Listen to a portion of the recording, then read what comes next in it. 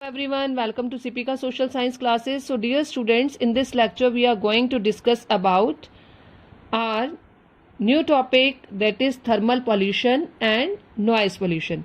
तो स्टूडेंट्स, ये हमारा पिछले वाले लेक्चर का सब पार्ट है.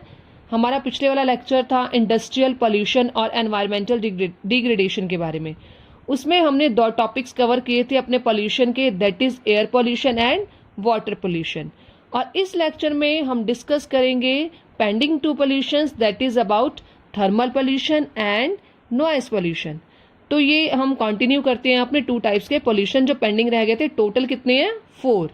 तो थर्मल पोल्यूशन क्या होता है? Thermal pollution means when fuel और फॉसिल फ्यूल्स आर बर्न, उनको जलाया जाता है तो दे प्रोड्यूस हीट, उनसे हीट प्रोड्यूस होती है और उस हीट का हम एनर्जी की तरह यूज करते हैं. अब थर्मल है, थर्मल से हीट जनरेट हो रही है. अब हीट किस तरह से पोल्यूशन क्रिएट कर रही है, तो डिस्कस करते हैं थर्मल पोल्यूशन में कि जो हीट है वो कैसे पोल्यूशन से रिलेटेड है. तो हमारे थर्मल पोल्यूशन में क्या है? When hot water from factories, और ये थर्मल पोल्यूशन, लिसन, ये थर्मल पोल्यूशन हमारे वाटर पोल्यूशन का ही एक सब पार्ट है. एक तरह से हम बोल सकते हैं, लिखते हैं इसको अलग है पर ये वाटर पोल्यूशन की तरह ही है, बट इसके जो रीजंस हैं वो थोड़े से अलग हैं.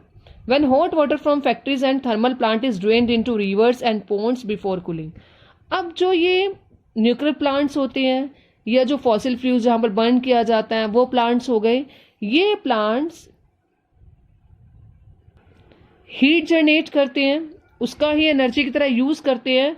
और जो ये वाटर यूज करते हैं उसको जो मतलब एज ए वेस्ट मटेरियल निकालते हैं, तो हीटेड हो जाता है वो वाटर, बहुत ही गर्म होता है जो वेस्ट मटेरियल निकाला जाता है वाटर की फॉर्म में, और उस वाटर को डायरेक्टली ही रिवर्स में और पॉन्ड्स में गिरा दिया जाता है बिफोर कूलिंग, मतलब कूलिंग के बगैर. अगर कोई गर्म पानी वहां से निकल रहा है क्योंकि हीट जनरेट हो रही है, और हीट जनरेट होगी तो वहां से जो वेस्ट मटेरियल निकलेगा, जो पानी निकलेगा वहां से, वो भी क्या होगा? पानी भी गर्म होगा, और उस वेस्ट मटेरियल को हमने सीधा डंप कर दिया है रिवर्स और पॉन्ड में. तो उसकी वजह से कौन सा पॉल्यूशन होता है? Thermal pollution of water.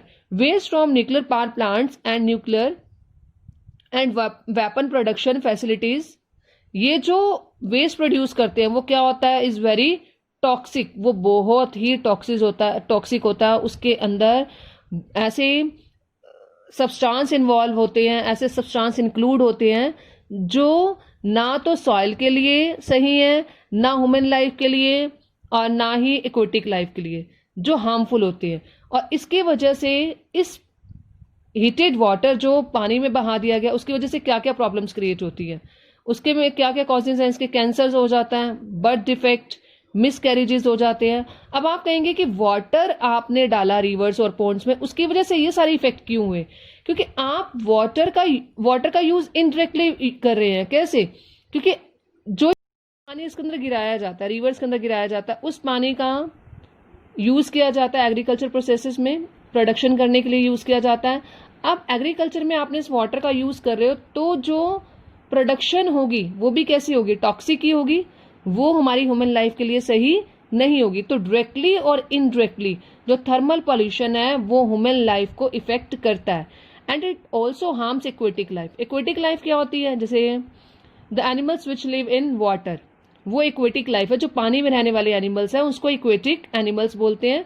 अब गरम पानी अगर किसी रिवर में बहा दिया जाता है तो वहां की जो एनिमल्स है उनके ऊपर भी इफेक्ट पड़ता है. देखिए, अगर आप किसी टेम्परेचर में रहना पसंद करते हैं, 20 to 30 डिग्री का टेम्परेचर, 35 डिग्री तक आप टेम्परेचर में रह सकते हैं. अब टेम्परेचर जैसे जैसे इंक्रीज होता जाएगा, आपकी हेल्थ के ऊपर उसका असर होना शुरू हो जाएगा, आपकी लाइफ के ऊपर उसका असर होना शुरू हो जाएगा. इन द सेम वे ऐसे ही असर एक्वेटिक लाइफ में पड़ता है जब heated water directly without cooling उसके अंदर गिरा दिया जाता है. कहीं एनिमल्स उस हीटेड वाटर में सर्वाइव नहीं कर पाते, जिसके कारण वो मर जाते हैं. एक्वेटिक लाइफ के साथ साथ वहां पर जो प्लांट्स उगते हैं वो भी सफर करते हैं, वो भी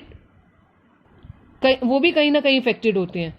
तो एक्वेटिक लाइफ जो है वो अंदर वाले प्लांट्स के ऊपर भी डिपेंड होती है.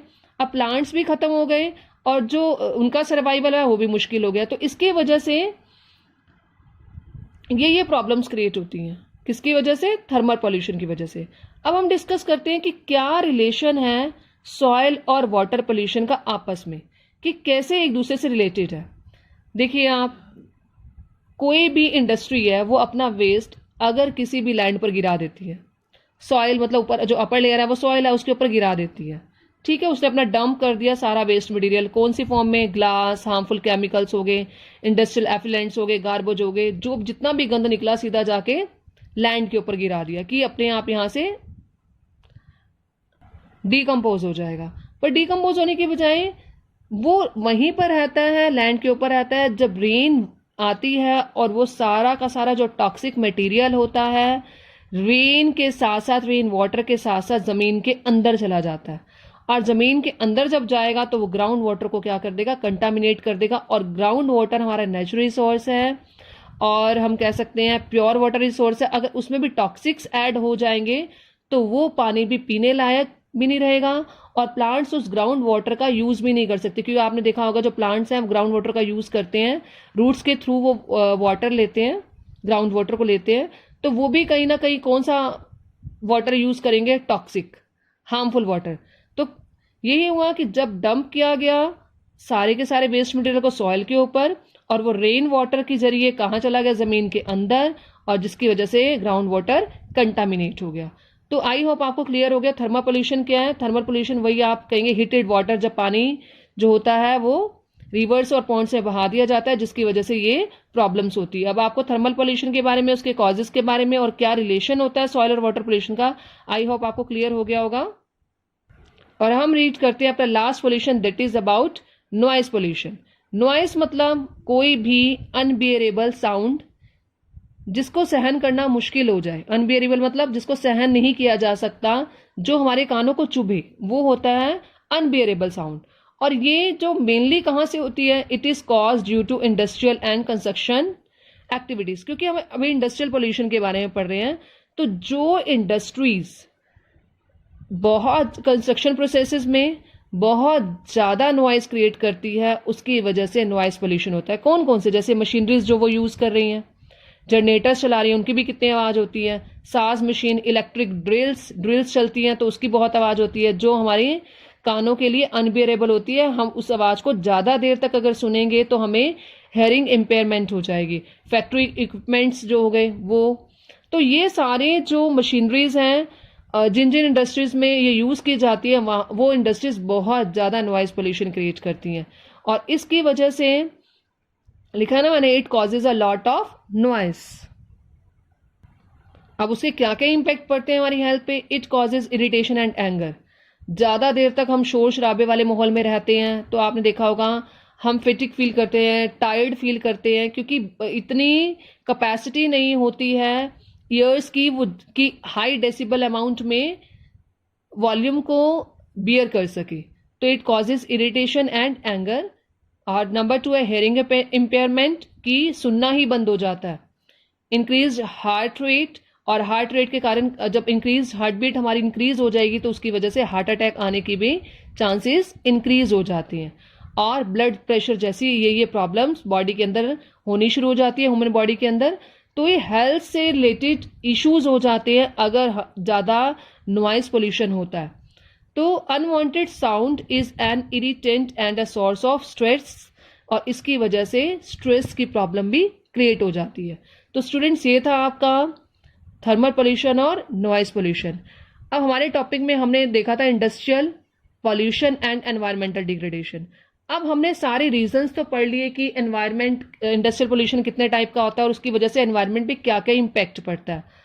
अब हम इस क्वेश्चन का आंसर निकालेंगे कि हम इस एनवायरमेंटल जो डिग्रेडेशन हो रहा है उसको कैसे कंट्रोल कर सकते हैं, जिसके बारे में हम पढ़ेंगे अपनी नेक्स्ट वाली वीडियो में। Thank you.